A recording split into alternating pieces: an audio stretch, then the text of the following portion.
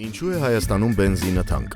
2013 թվականի դեկտեմբերին Սերժ Սարգսյանն ու Վլադիմիր Պուտինը պայմանավորվեցին, որ Հայաստանը բենզին է գնելու միայն ռուսական Ռոսնեֆտից։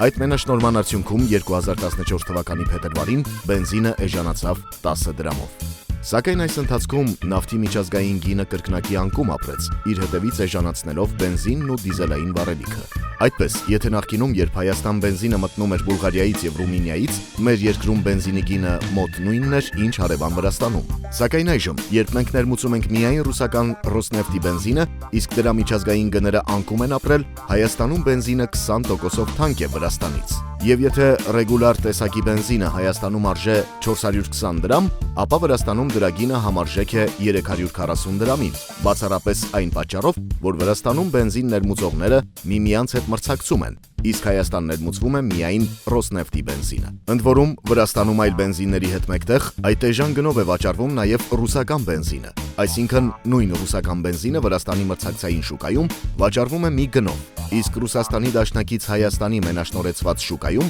մեկ այլ 20%-ով ավելի թանկ գնով։ Սակայն քանի որ Հայաստանը Եվրասիական տնտեսական միության անդամ է, այլ պետություններից մեր երկիր բենզինի ներմուծման դրույքաչափերը շուրջ 25%-ով աճել են, ինչի արդյունքում մենք զրկվել ենք ռուսական թանկ բենզինից հրաժարվելու հնարավորությունից։